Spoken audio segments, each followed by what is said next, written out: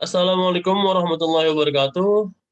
Perkenalkan nama saya Rizky Adam. Saya dari Fakultas Hukum Universitas Al-Azhar Indonesia dengan NIM 0701 521064. Kelas HE21A, Program Studi Ilmu Hukum, Fakultas Hukum, Mata Kuliah Pengantar Tata Hukum Indonesia dengan dosen pengampu Maslihati Nur Hidayati, SH.MH.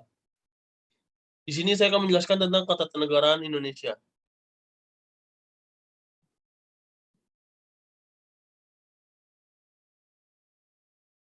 Pengertian ketatanegaraan.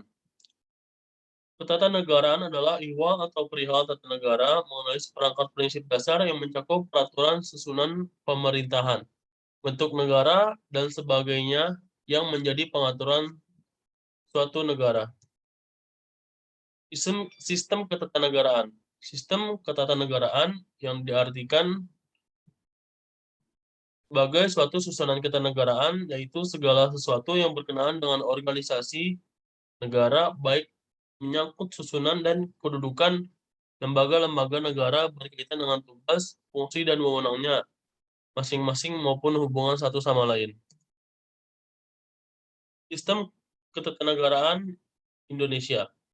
Indonesia saat ini menganut sistem pemerintahan presidensial, di mana adanya pemesahan kekuasaan yaitu eksekutif, legislatif, dan yudikatif yang berdasarkan prinsip checks and balance.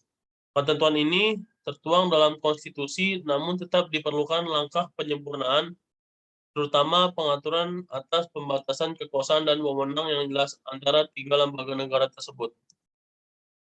Sejarah ketatanegaraan Indonesia. Indonesia lahir dari perjuangan bangsa Indonesia yang diproklamasikan pada tanggal 17 Agustus 1945. Sejak tanggal tersebut, sistem ketatanegaraan di Indonesia mengalami fluktuasi dari waktu ke waktu sesuai dengan kondisi bangsa dan negara yang dihadapi pada waktu itu. Fluktuasi ketatanegaraan Indonesia dapat dilihat baik dari sejak awal kemerdekaan maupun pasca amandemen Undang-Undang Dasar Republik Indonesia tahun 1945. Sistem perkembangan ketatanegaraan Indonesia pasca kemerdekaan. Setelah proklamasi kemerdekaan pada tanggal 17 Agustus 1945, sejarah ketatanegaraan di Indonesia pasca kemerdekaan dibagi menjadi 5 periode, yaitu Undang-Undang 1945, Republik Indonesia Serikat, Undang-Undang Sementara, Orde Lama beserta Dekret Presiden, Orde Baru. Sistem perkembangan ketatanegaraan Indonesia secara pasca kemerdekaan. Yang pertama, Undang-Undang 1945 sampai 1949. Pasca pemberlakuan Undang-Undang Dasar 1945 pada tanggal 18 Agustus 1945 yang menghasilkan 3 unsur proklamasi, yaitu kedaulatan penuh dalam mengatur atau menata sistem ketatanegaraan sendiri. Yang kedua, pemindahan kekuasaan diselenggarakan dalam waktu singkat. Yang ketiga, pemberitahuan kepada seluruh rakyat dan internasional. Yang kedua yaitu RIS, Republik Indonesia Serikat, yaitu pada tahun 1949 sampai 1950. Republik Indonesia Serikat atau RIS terbentuk sebagai salah satu cara Belanda untuk kembali menguasai Indonesia. Pembentukan negara bagian ini tidak mendapat dukungan dari rakyat Indonesia. Negara-negara bagian tersebut kembali bergabung ke dalam Negara Kesatuan Republik Indonesia atau NKRI pada 17 Agustus 1950. Namun Belanda masih ingin menguasai Indonesia dan yang sudah merdeka dan berdaulat. Dan terjadilah perjanjian Linggarjati pada tanggal 25 Maret 1947 yang menghasilkan yang pertama, Belanda mengakui Republik Indonesia berkuasa secara de facto atas Jawa, Madura, dan Sumatera. Di wilayah lainnya yang berkuasa adalah Belanda. Yang kedua, Belanda dan Indonesia akan bekerja sama dalam bentuk Republik Indonesia Serikat atau RIS. Yang ketiga, Undang-Undang Dasar sementara tahun 1950 sampai 1959.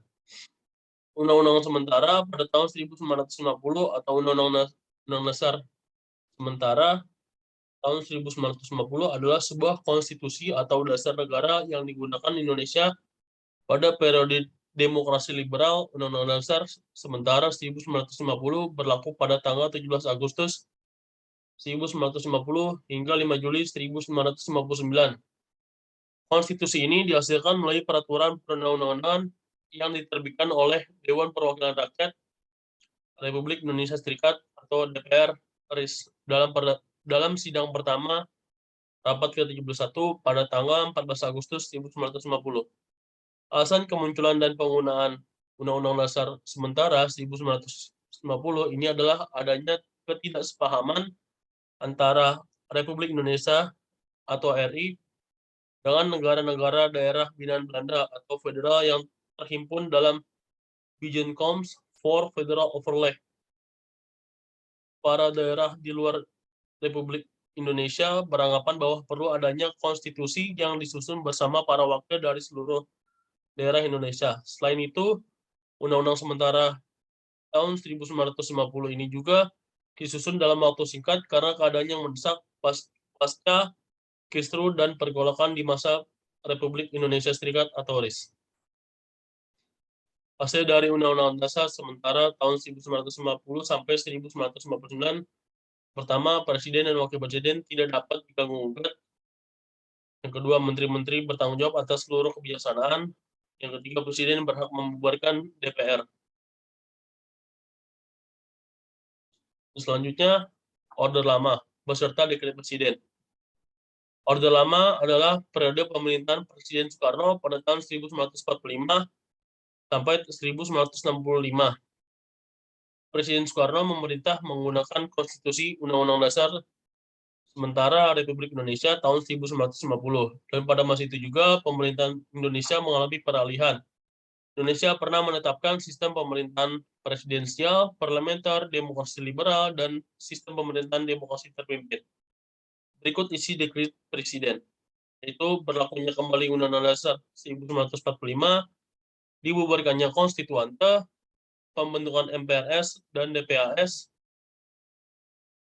Selanjutnya Orde Baru pada tahun 1966 sampai tahun 1998. Orde Baru lahir dari diterbitkannya Surat Perintah 11 Maret atau Super Semar pada tahun 1966, yang kemudian menjadi dasar legalitasnya. Orde Baru bertujuan meletakkan kembali tatanan seluruh kehidupan rakyat, bangsa, dan negara pada kemurnian pelaksanaan Pancasila dan Undang-Undang Dasar 1945. Orde Baru adalah sebutan bagi masa pemerintahan Presiden Soeharto di Indonesia. Orde Baru menggantikan Orde Lama yang merujuk pada era pemerintahan Soekarno. Akhirnya Orde Baru diawali dengan dikeluarkannya Surat Perintah 11 Maret 1966. Orde Baru berlangsung dari tahun 1966 hingga 1998. Selanjutnya, sistem perkembangan ketatanegaraan era reformasi. Masa reformasi adalah masa perubahan dari masa sebelumnya. Di Indonesia, masa reformasi terjadi pada tahun 1998, itu masa peralihan dari Orde Baru atau pemerintahan Soeharto ke masa selanjutnya. Era reformasi atau era pasca Soeharto di Indonesia dimulai pada tahun 1998, tepatnya pada saat Presiden Soeharto mengundurkan diri pada 21 Mei 1998 dan digantikan oleh Wakil Presiden dan saat itu B.J. Habibie. Periode ini didirikan oleh lingkungan sosial politik yang lebih terbuka. Isu-isu selama periode ini diantaranya dorongan untuk menerapkan demokrasi dan pemerintahan sipil yang lebih kuat. Elemen militer yang mencoba untuk mempertahankan pengaruhnya, Islamisme yang tumbuh dalam politik dan masyarakat umum, serta tuntutan ekonomi yang lebih besar. Berikut struktur ketatanegaraan. Dari struktur kelembagaan, menurut Undang-Undang Dasar 1945, dalam struktur ketatanegaraan Indonesia terdapat 8 buah organ negara yang mempunyai kedudukan secara langsung menerima kewenangan konstitusional dari Undang-Undang Dasar, yaitu yang pertama Dewan Perwakilan Rakyat, yang kedua Dewan Perwakilan Daerah, yang ketiga Majelis Permusyawaratan Rakyat, yang keempat Badan Pemeriksa Keuangan, yang kelima Presiden dan Wakil Presiden, Yang keenam, Mahkamah Agung dan Mahkamah Konstitusi. Yang ke-8, Komisi Yudisial. Sekian dari saya. Wabillahi taufik walhidayah. Wassalamualaikum warahmatullahi wabarakatuh.